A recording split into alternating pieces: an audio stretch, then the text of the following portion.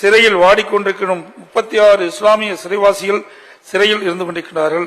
இவர்களின் வயது மூப்பு, உடல்நலக்குறைவு மற்றும் குடும்பத்தின் வேண்டுகோள் ஆகியவற்றை கருத்தில் கொண்டு கருணை அடிப்படையில் அரசு பரிசீலனை செய்து விடுதலை செய்ய முன்வர வேண்டும் என்று வலியுறுத்துகிறேன். நீங்கள் 10 ஆண்டு காலம் ஆட்சியில் இருந்தப்போ கண்ணை மூடிக்கொண்டிருந்தது என்ன காரணம்? ஆணவத்தோடு அல்ல, அடக்கத்தோடு நான் கேட்கிற கேள்வி. ஆட்சியில் இருந்த போது பிறந்தப்ப அவர் சிறைக்கு போனார். திருமண வயசாயிருச்சன்னா இப்போ அப்பா இல்லாமல் எப்படி திருமணம் பண்ணி கொடுக்குறது? அவளை திருமணத்துக்குள்ளேயாவது வெளியில் எடுத்துக்கிட்டு வா அப்படின்னு சொல்லி கைப்பிடிச்சி அழுதது எனக்கு நினைவுக்கு வருது. இப்போ இந்த கூட்டத்தில் இருப்பா, அவ்வளோ இருப்பா, வாய்ப்பு இருக்குது.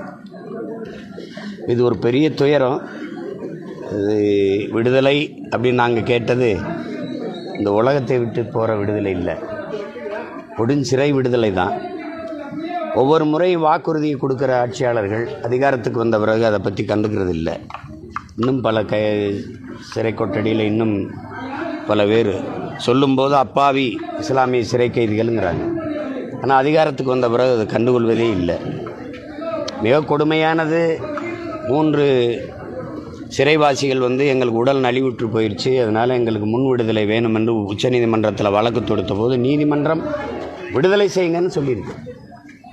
நான் தமிழ்நாடு அரசு பதில் மனு தாக்கல் செய்து அவர்களை விடுதலை செய்தால் இங்கே இருக்கிற முக்கிய தலைவர்களின் உயிருக்கு ஆபத்து வரும், அதனால் நாங்கள் விடுதலை செய்ய முடியாதுன்னு சொல்லுவோம். இதெல்லாம் எப்படி சகித்துக்கிறதுன்னு தெரியல.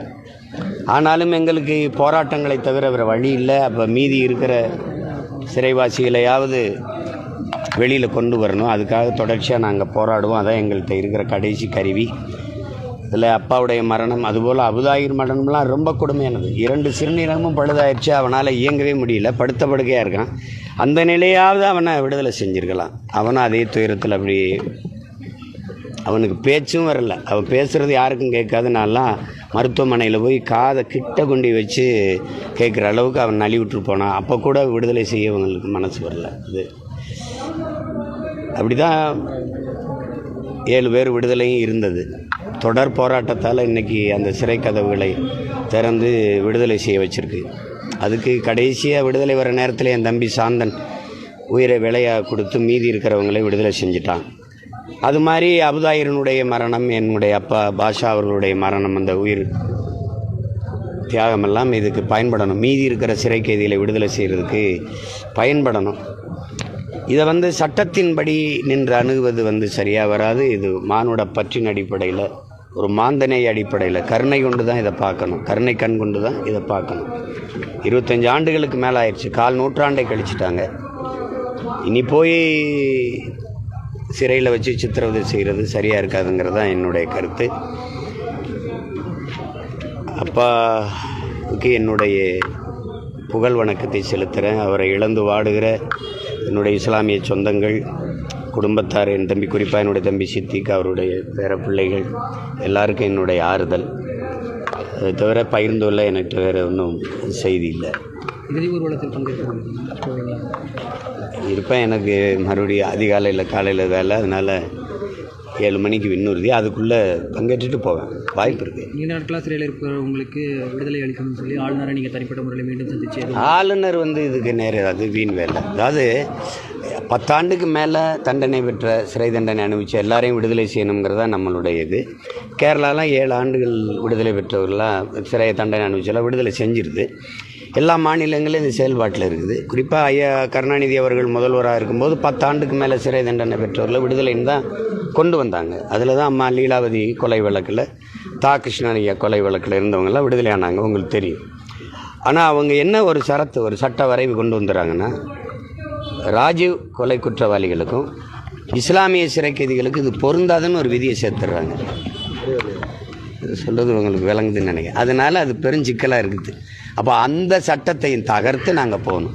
இப்போ ஆளுநர் உங்களுக்கு தெரியும், பிஜேபிக்கு ஒரே கொள்கை நிலைப்பாடு தான்.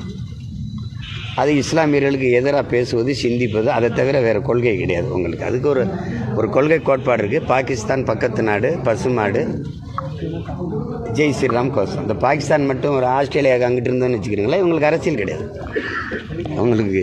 இப்போ இதனால் இதை பேசுவாங்க. அது ஆளுநர் எப்படி கையெழுத்திடுவார்? கையெழுத்திட மாட்டாருன்னு தெரிஞ்சே நான் முன்னகத்துறது எவ்வளோ பெரிய ஏமாற்று. விடுதலை செய்வோம், மறுபடியும் அப்புறம் பேசிக்கிற வேண்டியதானே. 8 கோடி மக்களால் தேர்வு செய்யப்பட்ட அதிகாரத்துக்கு இல்லாதது, மக்களின் பிரதிநிதித்துவத்தை பெற்ற ஒரு ஆட்சி அதிகாரத்துக்கு இல்லாதது ஒரு நியமன உறுப்பினருக்கு இருக்குன்னா இது ஜனநாயகம் எங்கே இருக்குது, மக்களாட்சி எங்கே இருக்குது? நீங்கள் மக்களின் மனநிலைக்கு ஏற்பதானே நீங்கள் அரசாட்சி செய்யணும். அப்படி இல்லையே, ஒற்றை கையெழுத்து. அவர் யார்?